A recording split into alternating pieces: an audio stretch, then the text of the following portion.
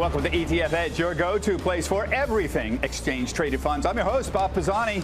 Today, we'll be talking with Financial Times global finance correspondent Robin Wigglesworth, out with a new book, Trillions: How a Band of Wall Street Renegades Invented the Index Fund and Changed Finance Forever, about the rise of indexing and the birth and explosive growth of the ETF business, two of our favorite topics here at ETF Edge. But first, it's official. ProShares will be the first out with a Bitcoin futures ETF. It will begin trading Tuesday under the symbol BITO and is based on Bitcoin futures contracts that trade on the CME. Here first on CNBC, the man launching that ETF, Simeon Hyman, is global investment strategist at ProShares. Simeon, this is a big day tomorrow for the crypto community and the ETF community. There's been some unhappiness that the first Bitcoin ETF is tied to a futures contract and not a spot Bitcoin contract. The concern out there has been that a futures ETF might deviate significantly from spot Bitcoin. Tell us about what your research has revealed about that. That seems to be a bit of a gripe from the crypto community. Sure. Thanks very much for having me. We'll turn this narrative a little bit on its head. First, many of the experts believe that the futures market is actually, if anything, a better place for price discovery than spot Bitcoin. And people think spot Bitcoin is a simple place. There are a lot of different exchanges. The prices can vary. And there's a ton of liquidity in those futures. For example, the CME futures market trades at about 40% more volume than the largest U.S. spot market exchange. So there's a lot of information in futures, but of course, importantly, there's regulation there too. And simply the combination of the regulated futures market along with the simple ease and structure of an ETF, we think will provide an opportunity for many people who've been waiting for such an opportunity to get invested and exposed to Bitcoin. Yeah, this seems to be what happens in commodity exchanges in general. It's the futures market that ultimately is the one that sets the price, not the spot market. This is true in most commodities, right? And I know Matt Hogan, who I've known for many years at Bitwise, released a report last week indicating that they felt that was the situation now with Bitcoin, that the Bitcoin futures market actually led things. So one of the concerns here has been manipulation, that even Bitcoin futures might be subject to concerns about manipulation down the road. So I wonder, is there some evidence that the futures market set the prices now, not the spot market? That's, I guess, my question. Yeah, and I think it's that the regulated aspect is a part of it. It's very difficult, if almost impossible, to try to manipulate the futures market. The combination of the CME and the CFTC is really a valuable piece of that ecosystem, and the clearinghouse mechanism makes sure that really nothing kind of funny happens in the futures market. For reference, as an example, our mutual fund that we launched, very similar strategy back on July 28th. So far through Friday, the spot market, BRR, is the Bitcoin reference rate. So that amalgamates a few of these exchanges. So it's as good as it gets, if you will. That's up 51%. Our mutual fund based on futures is up 52, and you've got the GBTC grayscale up just 37. So, again, other forms of exposure may not be as effective in terms of giving you a real indication of value or performing in line with what folks might expect and require from their Bitcoin investment. Right. So I'm trying to figure out what's the right way to view this, other than people griping that it's not a pure Bitcoin ETF. It seems to me like this is a necessary baby step. Is this the way to look at it, a first step toward a full Bitcoin ETF? I'm not even sure if we look at it as a baby step, because there are advantages to the futures market in and of itself, such that, even in a world where, it sounds like a movie trailer, but if there was the opportunity to do this in spot form, there are still key advantages to the futures market itself that make this a worthy investment vehicle almost regardless of timing.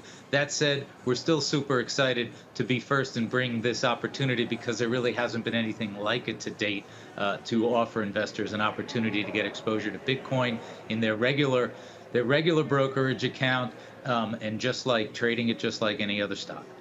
So what's next? There's obviously a raft of Bitcoin futures ETFs that are going to likely launch within days after yours. Some of your competitors have some that are out there as well. I think we're going to see that in the next couple of weeks, but including Invesco, VanEck, Valkyrie, Galaxy, you know all these people, Simeon. What can we expect next? I know viewers are going to write in asking me to ask you to handicap the possibility of a Bitcoin ETF in the future. So there's the question. Go ahead and address it. Yeah, I'm obviously not in a position to handicap what the regulatory environment will bring, but assuredly, innovation is core to who we are at ProShares. It's the key driver that brought us first with our future solution tomorrow morning to be traded. But look, we're watching it. We're watching the maturation and the evolution of the spot market and the ecosystem. We think these ETFs will, add to the robustness of that space, and we're also watching the evolution of the regulatory environment. And if the opportunity arises, we'll certainly be exploring, other opportunities to bring important and differentiated solutions to investors. Okay. I want to turn now to our next guest, a fellow I've been wanting to talk to for a long time, Financial Times global finance correspondent Robin Wigglesworth. He's out with a new book, Trillions, How a Band of Wall Street Renegades Invented the Index Fund and Changed Finance Forever. It's about the rise of indexing and the birth and explosive growth of the ETF business. A fascinating read. Robin, congratulations on a great book. He joins us now by phone, all about people, Robin, that we know and love here at CNBC, like Warren Buffett and John Bogle from Vanguard. Now, beginning in the 1970s, index funds started changing the investment world. And then in the 1990s, the birth of ETFs further accelerated the indexing revolution. Can you summarize for the viewers why indexing and passive investing has slowly been conquering the investing world?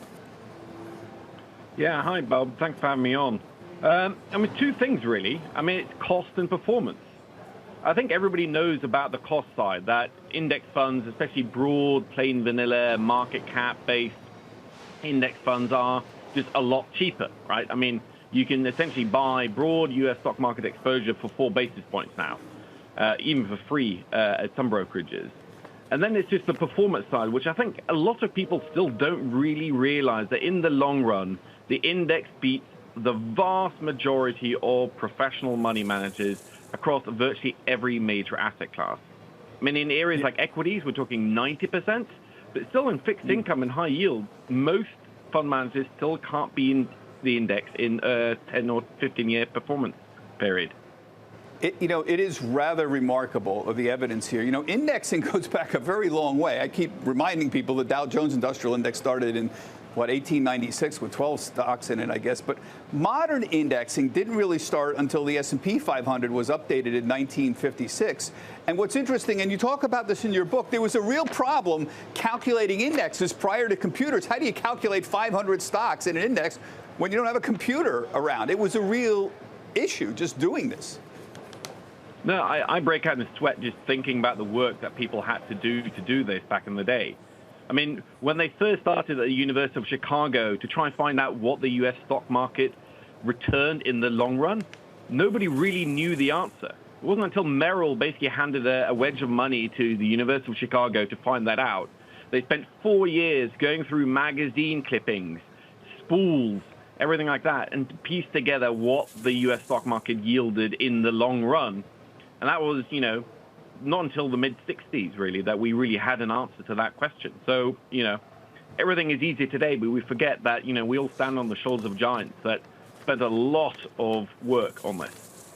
Yeah, the evidence that active managers are pretty poor stock pickers, it really goes back into the 1930s with the Coles Commission here. But the evidence really started mounting up in the 1970s and the 1980s. And yet, active stock picking is still popular as ever. How do you explain that anomaly, despite the evidence? Hope springs eternal. It's kind of in our nature that, nobody wants to settle for mediocrity, really. This was one of the most potent attack lines of people in the 70s and 80s when indexing first started to set roots, that, who wants to be operated on by a mediocre surgeon? Who wants a mediocre lawyer? You want the best, right? And you want to be the best. So this wasn't just seen as lazy and passive. It was kind of seen as giving up. I think for a lot of people, it's still the boring thing, right?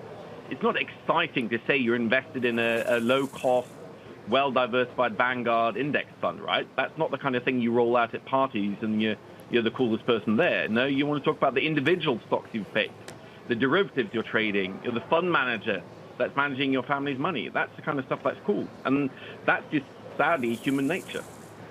Yeah, and it wasn't really until the advent of behavioral finance that we started to understand that how to scratch that itch. Bogle even had to address this issue many times, where we talked about the idea that, okay, you should put 90% of your money in index funds, but if you have to scratch that itch, go ahead and do 10% and try to pick stocks or pick funds. But he said, he made it very clear, he thought it was a pretty fruitless endeavor. So I guess the important point here is behavioral economics tells us a lot about why people still want to scratch that particular itch, I guess. You know, it's one thing to have an index, but one of the things I found amazing is nobody actually had an investable index until Jack Bogle started up Vanguard and created the first S&P 500 fund in, what was that, 1973, I guess. He faced a lot of opposition from people in the industry, and even then, there were people who thought this was a waste of time. You spent some time explaining that in your book and Jack's uphill battle to try to figure out how to get people interested in this business. No, it's easy to forget now that the Vanguard 500 fund is now one of the biggest investment funds in the world. I mean, it's bigger than many standalone asset managers. It's as big as many sovereign wealth funds. But when it launched in the mid-70s, it was known as Bogles Folly because it was such an abject failure. Just a colossal failure. I mean, they thought they might be able to raise $300 million at the time, and they kept lowering their projections until they thought it might raise $20, $30 million. And when it launched, it only raised $11 million, which wasn't even enough to buy all the stocks from the S&P 500. This goes to show that sometimes, you know, from tiny acorns, mighty oaks can grow. Yeah. You know, we know about the oceans of money moving from active to passive management, and much of it's going into ETFs. That's what we cover here on this show. Is the evidence still supportive that low-cost indexing outperforms active management when fees and expenses are taken into account? Is the evidence still there? Yes, very much so. I mean, just recently we had the latest snapshot of active versus passive come out from Morningstar, which is one of the more comprehensive studies of this alongside the S&P Dow Jones. And again shows that the majority of active managers over the last year have failed to beat their benchmarks. In some years, you know, you might even see that number go above 50%. Some years it might be around 30%. But I think the thing to really remember is that, you know, the data can change from year to year, but overwhelmingly less than half manage to beat the index in any given year. And then over any rolling 10-year period that you care to look at, I think the data is around 10 to 15% of managers manage to beat the index. And that's basically right. What you'd expect from this random chance.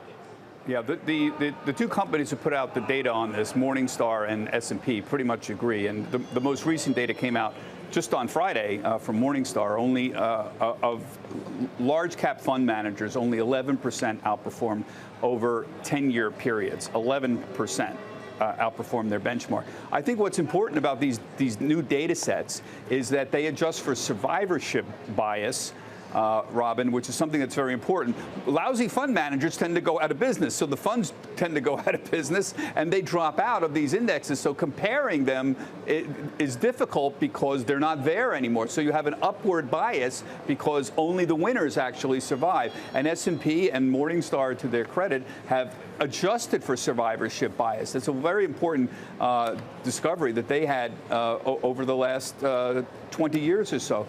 Simeon, you're an old hand in the ETF business. You're listening to this. Your thoughts on the growth of this ETF business that we cover? I think I'd like to just share a thought on what maybe you call kind of ETF 2.0, which we like to think of as rules-based strategies. So there are some anomalies in the market, things that are persistent patterns over time, and you can capture them in an index, but not necessarily one that's sort of a plain vanilla S&P 500. We sometimes like to call them rules-based strategies. You know, our flagship ticker NOBL tracks the S&P 500 dividend aristocrats, and those are companies within the S&P 500 that have grown their dividends for 25 straight years. among the things you're capturing from that is a little bit of earnings surprise almost, because every time a company increases its dividend, it's telling you that its prospects are a little bit better than you might have thought they were, because nobody likes to cut a dividend. So this is also part of the ETF revolution, systematic rules-based strategies that have a role to play alongside those market cap weighted indices like the S&P 500. And Robin, Simeon indirectly referenced the smart beta story indirectly, and I wonder if you can get some thoughts on that.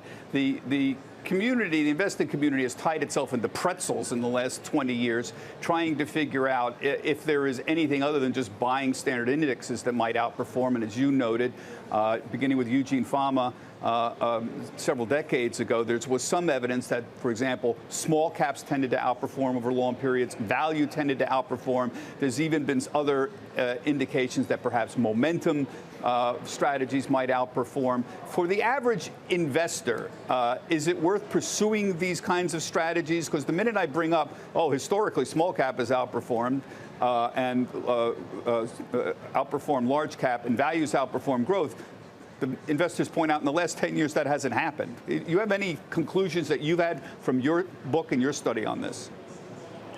No, it's a great question, and I struggle with this as well, because the data is the data, and it does show that there are certain factors that can, over time, yield market-beating gains. Even Gene Fama, the father of efficient markets, has done seminal work on this. But the problem is that the key is obviously in the long run. And if you've been holding a value fund for the past 10, 15 years, that feels too long. That's too painful. And I think a crucial thing is that a lot of investors actually do worse than the market, not just because they try and pick hot stocks or hot fund managers, is because they typically bail when something goes wrong, or they jump on momentum. So actually, the problem with smart beta is that it can be really hard to hold through those long, painful drawdown periods, which is why, although I am convinced by the weight of the evidence that it does work, I think in practice it's really hard for investors to capture that, because the discipline needed is almost superhuman at times. I mean, being a value investor the past decade has been awful, right? Yeah, you would expect some reversion to the mean. I believe in reversion to the mean, because I don't think the laws of investing have been repealed all of a sudden. I think the same things that motivate men and women, fear, love, greed, for the half a millennia, are still there and haven't gone away. And yet, we would ask, what's the conclusion here? It's still certainly very clear, would you say, that the concept of market timing does not work, that the problem with market timing is that you have to be right twice. You have to be right going in, and then you have to be on an exit strategy. You have to be right going out. And the probability that you will be able to do that consistently over time, not once, but consistently over many, many years, is very small. At least the academic evidence indicates it's very small. Am I correct?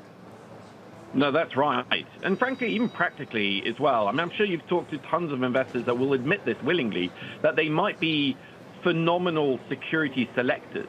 They might be even great at constructing a portfolio, but market timing is essentially a fool's errand. And even pedigreed active managers I've spoken to admit that that is something they do extremely warily, just because the data and the history is pretty grim. And I think every big active manager has some sort of horror story about sometimes getting a call right, but the timing horrifically wrong, or sometimes getting a call wrong, but they just got lucky on timing, for example. So I think it is one of those perils that, as Bogle used to say, it's time in the market rather than timing the market that matters. Bogle also used to famously say, don't just do something, stand there, which is one of my favorite lines ever, because it goes to your point earlier about the impossibility of just not doing anything. Most of the time, if you have a long-term strategy, again, I'm just parroting Bogle, this isn't me talking, if you have a long-term strategy you believe in, most of the time, the answer to most quandaries about what to do is nothing. most of the time. But this is why I go back to behavioral economics. Human behavior argues against doing that. So you're constantly fighting your own nature. And that's part of the problem that we've had for these decades, trying to convince people to simply, generally staying pat, if you have a strategy, is better than trying to fiddle around. You know, the active community, Robin, has thrown everything at indexing. First, it was un-American. Remember that? To go for the average return. I love that poster that was in your book from Luthold. Now they're saying that if too many people go into indexing, it's going to distort the market somehow. How important is individual stock trading for the health of the market, and how much passive investing can the market bear? Or is that a silly question at all? I mean, I get thrown this all the time from the active guys. It's going to take over, Bob. No, yeah. Well, I think it's a valid question to ask. I mean, I think it's important that even though we can celebrate the boons of passive investing and index investing, you know, you'd be mad to not accept that even positive innovation can have negative externalities. I think, though, in practice, I am extremely unconvinced by arguments that the market's efficiency is being eroded by the growth of passive. Mostly because, frankly, a lot of active managers throughout history were, in practice, closet indexers. They just charged money as if they were trading actively, but, you know, generally hugged the index anyway. I think, you know, there are more mutual fund managers than ever before. There are more day traders than ever before. There are still more hedge fund managers in the U.S. than there are Taco Bell managers. I actually checked that data point recently, and it's true. So the idea that somehow the market is dying, I find that a little bit fatuous. But there are other issues around passive that I think we do need to keep an eye on, at least, and not be blind to that there could be some problems here and there. Yeah, I agree. Now, can we put any numbers on this? It's kind of hard to figure out, but how big is the passive investing versus active? Is passive investing 30% of the market? Do we have any sort of sense of this overall? It's about, ETFs are almost 30% of the volume by share volume in the United States right now, but I'm wondering about the actual dollar value. Well, by assets under management, if you look at the investment industry in the U.S., passive is around half of the U.S. equity investment universe. But actually, of course, there's lots of shares that, like Jeff Bezos owns in Amazon and so on, that don't actually trade.